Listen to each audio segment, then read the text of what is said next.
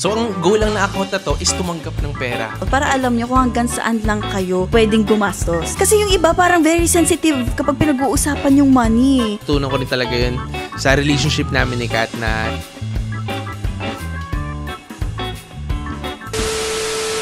Hey guys, this is Joel. And this is Kat. And welcome sa panibagong episode ng Kwentuhan with Joel at Kat. Married Edition. Yes! First time natin mag-podcast after ng kasal natin, love. Yes, and it's been a month since na nagpakasal tayo. Grabe, ang bilis no? Grabe, ang bilis talaga. Obvious naman na mag-asawa na tayo kasi nakapantulog na tayo. Yes, ito na pala yung ating magiging mantra ng ating podcast. Yung naka-comfy clothes, naka-pang sleepwear. Dahil after ng day, parang gusto namin may sit-down content. And why not na maisama na kayo, di ba? Yeah, di ba? Ang dami nang pwedeng pag-usapan ngayon dahil kasal na tayo. Pero dahil nasa honeymoon stage pa lang, 0 out of 30, talagang wala pa kami pinag-aawayan ni Kat. Kasi 1 month pa lang naman. Grabe ka naman. Achievement yun. Don't worry, kapag may napag-awayan kami, papodcast na.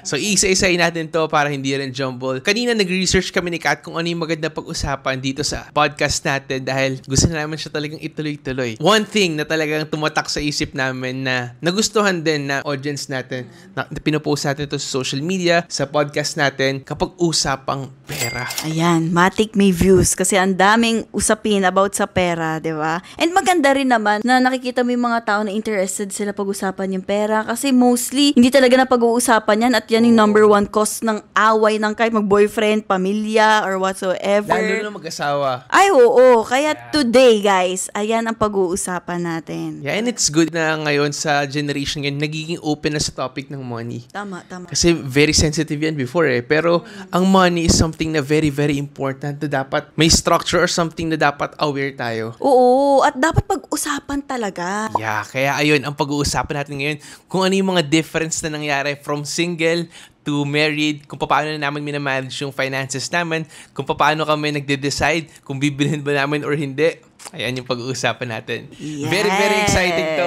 Disclaimer lang, hindi kami financial expert, guys, ha. Kinukwento lang namin yung mga experiences o yung practices na ginagawa namin sa aming marriage life. Maaaring sa amin, okay siya. Baka sa inyo hindi. But it depends sa inyo, guys. Pero ngayon, ikukwento namin kung ano nga ba ang ginagawa namin sa aming finances as newlywed. Oh, actually, pinano namin to parang months before our wedding. Talagang pinag-uusapan na namin to ni Kat kung ano yung magbabago sa finances namin, kung i-join na ba namin lahat ng pera namin, etc., etc. So yun, I think that's the biggest shift na nangyari sa atin. Simula na nagpakasal tayo. Yes, kasi before tayong ikasal, may iba tayong structure sa finances natin. Kasi syempre, separate entities pa rin naman tayo. Yeah, may joint account kami ni Joel, pero meron pa rin kaming separate accounts sa isa't isa. Syempre, may mga kanya-kanyang gastos kami back then na hindi naman pwede sagutin ni Joel. Di ko naman pwedeng sagutin. Yun yung number 1 na bago sa amin ni Joel. So, basically, yung bills ko, bills niya na rin.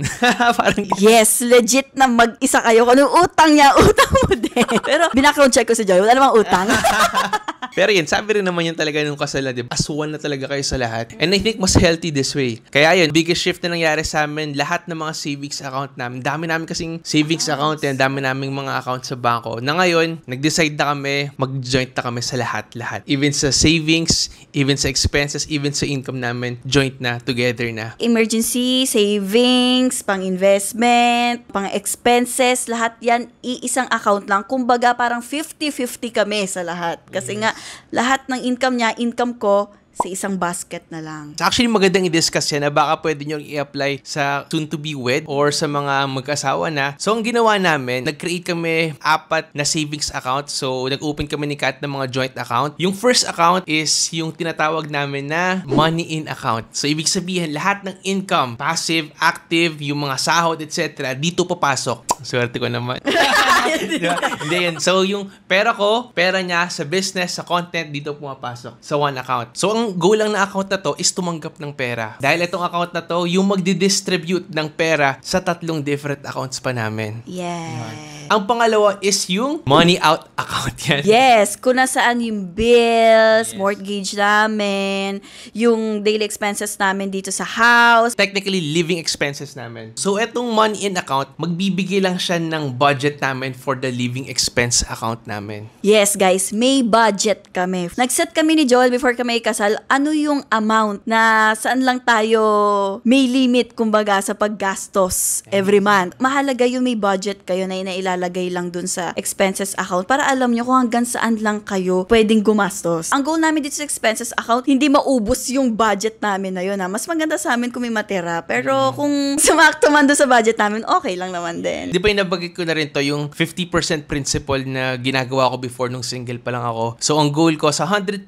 na kinikita ko every month, 50% yung tinatabi ko doon para sa expenses. 50% lang dapat, hindi ako lalagpas doon. Para yung another 50%, may room ako for savings and investment. So, ngayon, dahil joint na kami, pinipilit namin i-workout na mapababa pa yung percentage. Goal namin, dapat sa kinikita namin na 100% every month, 20%, yun yung ultimate goal. Ultimate pa lang ha, yun yung ideal namin. Pero hindi pa namin siya na-achieve, guys, kasi nga, mahirap. Mahirap kumita ng pera at babaan yung expenses. Sabihin na natin, sa 100%, 20% doon, dapat yun lang yung ginagastos namin every single month. Like, sa lahat ng bills, as in, sa pang shopping, sa bahay, bills, etc. Yun. Ito yung money out account namin. So, meron lang kaming budget dyan every month na pagdesisyonan namin ni Kat na dapat ito lang yung budget namin. Then, after a month, dapat kung ano yung amount na yun, i-refill lang namin siya doon sa amount na dapat limit lang namin. Yes. So, for example, 100k yung sinet namin dito na living expenses namin. So, hindi kami pwede lumagpas sa 100k na expenses. Sa lahat yun, guys, ha, kahit yung pang date namin and everything, hindi pwede lumagpas. Then, let's say, after a month, bago matapos yung buwan, meron na lang 20,000 pesos na tira doon, i-refill na lang namin siya ng 80,000 pesos. Para 100k lang siya ulit. Yes. So, controlled. Hopefully, mapanindigan, pero yan talaga yung current practice namin ni Joel ngayon. Pangatlong account is yung savings account or emergency fund. Ayan talaga, hindi pwedeng galawin yan not unless emergency. Kaya nga yung term emergency account eh. Like, walang gagalawin dyan not unless magdadagdag ka lang. Ang healthy emergency fund na sinasabi rin to online is dapat at least 6 months ng living expenses mo, meron kang emergency fund. Let's say, mawalan ka ng money in or wala kang income, kaya mong mag-survive for the next 6 months. Yes. Like for example, 100,000 living expense mo, dapat ang emergency fund mo is 600,000. Dahil medyo extreme kami in terms of emergency, dapat 5 years secured kami nang wala kaming trabaho, kaya namin maabot. Yes. Ang hirap niya panindigan sa totoo lang. Kasi nakakapagod mag-work, pero kailangan eh. Yeah, ultimate goal yan. Pero siguro mas realistic 2 years. So kami ni Kat, nagtabi na kami na ito na dapat for the next 2 years mawalan kami ng income, bumagsak man yung kahit ano sa amin, 2 years kaya namin mag-survive. Nire-refill lang din namin siya. Pataas lang siya ng pataas hanggang sa maabot namin yung 5 years nung wala kaming ginagawa. Meron kaming emergency fund. Pero medyo OA yung 5 years eh, no? Pero basta as long as meron lang kami maitabi, kasi you'll never know kung ano yung pwede mong paggamitan eh. Hindi mo alam kung sobrang laki ba, sobrang maliit lang ba. Basta mahalaga sa amin na dadagdagan lang siya. Pero sana at least guys kung kayo mag-emergency fund kayo, importante to guys. Importante to dahil walang sigurado sa mundong to. Kung nabubuhay ka lang ng paycheck to paycheck every single month, kapag lumagpas yung expense mo dun for that month, ang hirap kung wala ka pang huhugutan. So, very safe na dapat may emergency fund ka na at least 6 months ng living expense mo. Yes. Pero kahit hindi mo naman agad ma-achieve yung 6 months, as long as may natatabi ka, hindi yan sa laki ng naitatabi mo. Basta meron ka lang kahit nga 5 piso, 10 piso, 100, may maitabi ka lang, okay na yon. Kasi, kaysa naman wala kang mailagay, di ba? Yeah. Mahalaga meron ka na nalagay every month. Hindi dapat mawawala yan sa percentage mo every month. So, money in, money out, emergency fund, and last but not the least, etong 4th account namin is yung investment account namin. So, yung money na nilalagay namin dito is something na dapat willing kaming mawala. Siyempre, dahil mga bata pa naman tayo, wala pa tayong mga dependents, dapat nagtitake pa rin kami ng risk, hindi too safe. Yan. Para sa business, para sa properties, etc. Nagtatabi rin tayo. Ito yung investment account. So, ang goal namin, dapat dito sobrang laki ng nalalagay namin. So, once na ma-secure na namin yung emergency fund namin na gusto namin, and nag-i-stay kami dito sa living expenses na sinet namin, the rest of the income, dito namin nilalagay. Kasi mayroon kaming ultimate dream ni Kat na gusto namin siyang ma-achieve para mapabilis siya. So, yun. Kumbaga, sa kinikita namin every single month, kapag nakapagbigay na kami ng budget for the living expenses, nakapagtabi na kami for the emergency account namin, the rest of the income nilalagay na namin dito. Wala pa kami dun, guys. Tinatrabaho pa namin siya. Pero hopefully, di ba? So, yun yung sistema namin. Ito nga yung nag-workout for us. Pero, syempre, ang mahalaga pa rin sa inyo is dapat meron kayong sistema na sinusunod na hindi pa pumapasok yung pera, pero dapat alam mo na kung anong gagawin sa pera mo. Oo, kumbaga naka-allocate na. Yes, perfect. So yun yung sa sistema natin about sa money.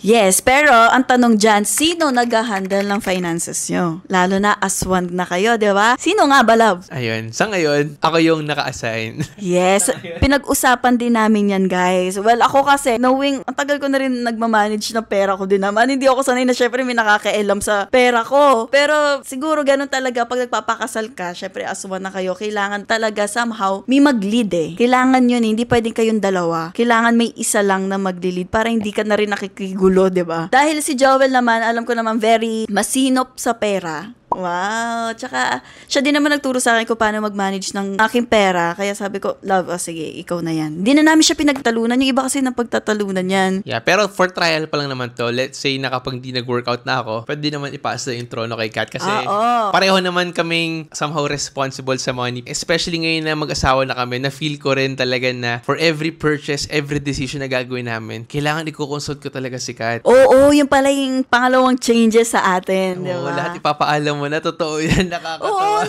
Yeah, parang may bibilin lang ako kasi wala na ako masuot. Usually, pag ako, nagsha-shopping na lang ako sa Shein. Mga ganyan, hindi na ako nagpapaalam nung hawak ko pa yung pera ko. Pero ngayon, naisip ko, nung mag-check out na ako, shucks, hindi ko na lang pala pera to. Kaya sabi ko, love, pwede ba akong mag-check out? Yeah, lahat ikaw-consult na. Yes, tsaka kailangan. Tsaka hindi mo na lang kasi pera yun eh. Pera nyo na yun together. So, yan. Maganda actually ang tawag na iba. Dapat meron silang no questions asked allowance. Yes. Pwedeng i-adapt yun. Dapat. Pero sa amin naman kasi ni Kat, sa ngayon, nag-i-stick pa naman kami sa budget na sinet natin. Sa second account natin. Yeah, tsaka maganda sa amin ni Joel, hindi talaga kami yung gastador splurge talaga. Oo, totoo. Pag may bibilin kami, pinag-iisipan talaga namin. Kaya kapag may bibilin siya, parang hindi ko na rin somehow questionin eh. Oo, parang, tama. okay love, sige, bilin mo. Kasi parang hindi naman siya bibili ng mga kung anong gamit lang eh, diba? Kaya yun yung maganda sa aming dalawa. Pero yung problema ngayon, dahil joint account na kami, si Kat kasi, sa amin kasi, parang ako yung mas magastos compare sa kanya. Yes! Sobrang kuripot talaga nito sa sarili niyang pera. Pero ngayon, dahil joint na kami ng money, yung pagiging kuripot niya, medyo pinapasa niya na rin sa akin. Ilang weeks pa lang kami kasal, pero ilang beses niya na ako nasita na, love, magtipid naman tayo. Paano natin maaabot yung dream natin kung ganyan ka, puro kalabas ng pera? Tapos lagi ko sabi sa kanya, love, controlled expenses to. Sobra natin to. Pwede ko itong i-spend kung for us naman. Tapos nagalit na. Kasi syempre, adjusting period pa naman, love. Kakatulad ng sinabi ko kanina, I'm used na ako yung mahawak ng pera ko. So, kontrolado ko yung pera ko. Pero ngayon, dahil joint account na tayo, mas pinipigilan lang kita. Pero, change ko din unti-unti. Yeah. Kasi, alam ko naman si Joel, hindi na kami lumalagpas sa living expense namin. Kaya, somehow, okay lang naman. Pero yun nga, kailangan mo na ipaalam lahat eh. Parang last time, actually, ito kahapon, galing kami sa hotel, nag-check-in kami dahil ay nga first month namin as a married couple. So ako kasi, nung single era namin, mahilig ko akong i-surprise siya sa mga activities na mga ganun. Pero ayun, last week nag-book ako, sinurprise ko siya. Love, sa Mansari natin, may ibubook akong accommodation, may ticket na tayo. At sinurprise ko siyang ganun. Tapos imbis na matawa siya, magkano yan? Patigil ako ng price. Ano ba yan, love? Hindi na pwede yung mga surprise na ganyan. Dapat tatanong mo muna sa akin. Ayan, ang mga challenges namin ngayon na hanggang ngayon, syempre, i-workout pa natin.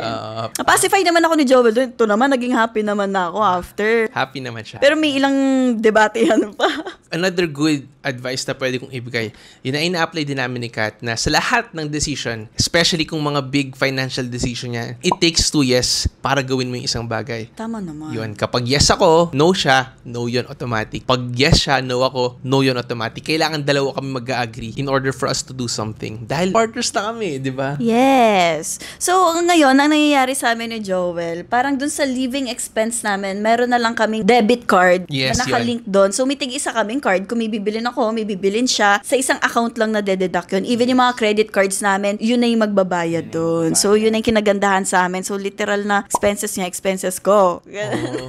May ibang couples na may joint accounts sila, pero may separate accounts pa din sila. Dapat ganun yung gagawin namin ni Joel, diba? Parang na-consider natin siya before ikasal. Pero parang naisip namin ni Joel, kapag gagastos siya through sa account niya, parang nafe-feel ko, parang pera ko pa din yung lalabas dun. So parang nawalan kami ng point, kumbaga. Sa amin lang yun Kaya sabi namin, joint account na lang tayo kasi iniinda mo din kung ano yung nilalabas ko eh. Tsaka mag-asawa na kumbaga dapat fully committed na kayo. Hindi lang syempre sa relationship, dapat magre-reflect yan sa mga decisions decisions like sa money and everything. Yes. Kaya ayun, sa ngayon, ito yung sistema na wala pa 1 month pa lang 1 month pa lang.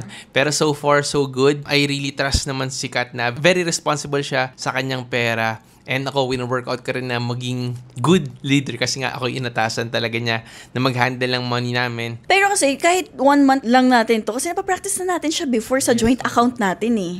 So parang technically ganun pa din. Nawala lang sa atin yung meron tayong individual accounts. Yes. And ang maganda pa siguro dahil joint income na tayo. Parang mas nakaka-excite kasi nagtutulungan na kayo for the same goal. Yes. Tapos, ayun, dahil pareho kami kumikita ni Kat, I think mas mapapabilis na this time yung mga pangarap namin. Hopefully, i-work out natin yan. Pero, yun din, bibilis din yung expenses kasi dalawa na tayo. Ganun din pala. Pero at the end of the day, kapag mag-asawa na kayo, and kapag soon-to-be husband and wife, importante na before kayo magpakasal, pag-usapan nyo na yung pera. Yes. Kasi ang usapan na yan, it's either yan yung sisira sa inyo or yan yung magpapatatag sa inyo. Yun. Kasi pera yan. Aminin natin talagang pag pera pinag-uusapan, mahirap na discussion yan. Pero kailangan yan eh. Yes. I'm very blessed dahil ang natagpuan ko is responsible din sa money niya. Pero may mga relationships kasi na hindi sila pareho ng kinalakihan na pamilya na eto magastos talaga. Kumbaga, kung magkaiba sila ng kinalakihan ng pag-handle ng money, medyo mahirap eh. Medyo mahirap. Kaya dapat talaga nagiging discussions yan. Yes. Dapat meron kayong set of rules na pareho okay sa inyo. Yes. Dapat syempre compromise din. Hindi pwedeng sa isa lang nakapanig. Dapat inuupuan nyo talaga, ganito yung akin ngayon, ganito yung ngayon. Paano tayo mag-meet halfway? Buti nga sa amin ni Joel, wala na kaming ganung parang debate eh. Parang iisa lang talaga kami, okay, sige, okay, ganyan. Oo, sige, go. Kaya rin naging ganun tayo ngayon na mas madali na for us. Kasi naging natural for us na pag-usapan siya. Kaya yun, yung lagi mo kasi sinasabi na communication is key. Hindi lang dapat sa problema, pero dapat kahit sa money, everything, dapat nagsiset kayo ng time together to talk about the big decisions in life. Yun lang naman talaga ang key sa lahat ng problema ng mag-asawa siguro. Sa reality ng life, dalawang reason para mag-divorce or mag-away or masira yung relationship ng mag-asawa is una, of course, sa cheating. Pangalawa is about sa money. Yes. Kaya ibig sabihin, importanteng topic talaga yan. Yes, tsaka halos lahat ng kilala ko ng couple na matatanda na, yan ang number 1 na pinag-aawayan. Pera. Tsaka sa counseling natin, yan din sinasabi, di ba? Na kailangan pag-usapan yung lahat, lalo na yung pera. Kaya talagang pinagpipray namin ni Joel, hopefully na hindi dumaan sa amin yung pag-aawayan namin yung money. Kaya ngayon, sineset na namin yung goals namin, ano yung plano namin sa money namin para alam namin kung saan papunta yung goal namin in terms of money para hindi na namin din mapag-awayan, di ba? Tsaka isa pang nag-shift din sa akin na personally before ako magpakasal din. Talagang mas mabilis akong gumasta ng pera talaga. Kumbaga parang kapag gusto ko yan, ganyan. Pero ngayon talagang mas bumaba yung risk tolerance ko. Parang mas naging na dun ako sa safe side. Dahil mas malaki yung risk na gusto kong ingatan tayo. Hindi, mas nag-iisip ka lang kung necessary ba to or hindi. Kasi dati si Joel, kung gusto niya. Pero ngayon, napapaisip na siya, necessary ba to? Ganyan. Yeah, mas cautious na. Ako din, ganyan na rin ako. Like, pwede ko na to pang grocery. Yeah, ganun na. Pero mas not to the extent point naman na parang deprived naman tayo sa usual nating ginagawa. Hindi naman. May konting adjustment talaga. So, yun, maganda ma-manage nyo yung finances nyo talaga. Pag-usapan nyo, of course, i-workout nyo. Huwag nyo i-compromise syempre yung mga pangarap nyo. Kaya yun, dahil tag team na kayo, pangarapin nyo rin na magkaroon ng mas mataas na income, mas magandang trabaho, and magkaroon ng business, tapos matuto kayo mag-invest. Syempre, may limit kasi kapag kinokontrol mo lang lagi yung expenses mo, mag-budget ka. Minsan, ang pinakamagandang effect pa rin sa total money mo is kapag tumaas yung income mo. So, yun, i-workout nyo pa rin na pataasin yung income nyo together dahil mahirap mabuhay sa mundong to. Lahat ng bilihan tumataas. Pero maganda, responsible din tayo. Like, if we can be responsible sa kaunti sa ngayon, mas ipagkakatiwala sa'yo ni God yung mas malaki. Dahil ready ka na. Yes. Tsaka hindi lang siya about sa earning more money, Dapat meron ka ding financial literacy ba yun? Yes. Yung term? Oo, tama. Na kahit sabihin nga natin malaki yung income mo, pero kung hindi mo naman alam kung paano i-manage yung pera na yon, mawawala din yan. So, dapat marunong ka talaga mag-manage ng kaperahan mo din. Kasi kahit maliit yan, kung na-budget mo naman na maayos yung sahod mo, mas okay ka pa kaysa dun sa maraming pera pero ubos din sila after, di ba? Tama yan. So, wala yan sa laki lang. andun yan sa kung paano mo siya kinokontrol tsaka minamanage din. Ganda, ang dami namin gustong i-build pa ni Kat. Wala pa. Yung mga tong advices namin na to, or kinukwento namin sa inyo, wala pa to. Malay mo magbago pa or whatsoever. Pero ito yung current practice namin na hopefully mapanindigan namin hanggang dulo. And we can't wait na makapag-discuss din sa inyo dito kapag medyo matagal-tagal na kami ni Joel. Kung ano yung mga experiences na na-experience namin, di ba? Ano yung last tip na pwede mong ibigay sa mga couples dyan, tsaka sa mga soon-to-be-wed, or sa mga kasal na? Ako number 1 na talaga, sinabi na natin kanina yun, yung magkaroon kayo ng conversation, lalo na about sa money. Napakahalaga niyan, guys. Kasi yung iba parang very sensitive kapag pinag-uusapan yung money. Parang kinikip lang yung money na yan. Pero dahil mag-aasawa na kayo or magkaasawa na kayo, dapat talaga as one yan, pinag-uusapan nyo talaga na maigi yan. Kasi hindi na lang about sa future mo to future nyo na ng pamilya mo, na mag-asawa or bubuuin yung pamilya. Kaya dapat talagang nakalatag yan sa inyo. Even yung problems about sa money, huwag nyo isi-secret. Huwag nyo isi-secret sa partner nyo. Kasi dalawa kayong madadamay dyan Tama. Yun, importante yan. So, open communication. Hindi lang about sa chismis, pero dapat most importantly about din sa finances nyo. Yan, magandang advice yun. Yun, natutunan ko rin talaga yun sa relationship namin ni Kat na lahat hanggat maaari pag-uusapan namin para hindi na siya lalala. Yes, tsaka iniiwasan namin pagawain talaga yung pera. Sa 7 years namin ni Joel, very open kami, diba, about sa finances namin. Pero, never kami nag-away about sa finances. Yun naman yung very proud ako sa relationship namin ni Joel. Is for the past 7 years, wala kaming pinag-awayan about sa pera. And hopefully, tuloy-tuloy siya, Lord, please. Yes, totoo yan. Ikaw, ano ma-advise mo sa kanila? Yung ma-advise ko lang din yun na mga nabanggit natin kanina. Yes, open communication. Magkaroon kayo ng financial system. Kung paano nyo i-manage yung pera nyo. And yung mga basics na sinabi ko na magkaroon kayo ng controlled budget para sa expenses nyo, magkaroon kayo ng emergency fund, magkaroon kayo ng money rin, of course, to enjoy, to have fun, and magkaroon din kayo ng money for the dreams na gusto nyo maabot. Yeah, sa investment side naman. So yun, magkaroon kayo ng system, magkakaiba-iba tayo. Yeah, kayo na lang din naman makaka-discover niyan, structure nyo about sa pera kasi syempre kayo yung nandyan, diba? It depends pa rin sa inyo. Pero mahalaga, magkaroon kayo ng sistema. Dapat passive, dapat before pa pumasok yung pera sa inyo, alam nyo na yung mangyayari. Para hindi lang tayo magiging paycheck to paycheck na, ay, nawala na pera ko, nasa na yung sinahod ko, diba? Diba, kung ikaw mag-isa, malakas ka na, paano pa pag dalawa kayo? Di sobrang team na talaga kayo. Dapat mas malakas na kayo niyan. Tag team na Yes. Isa pang magandang advice na pwedeng ibigay, yung ginagawa namin ngayon ni Kat, dapat it will take 2 years para gawin ang isang bagay. Yun. Ayun lang naman. Actually, dahil pa natin pwedeng pag-usapan about sa money, pero for now, yun yung mga essentials.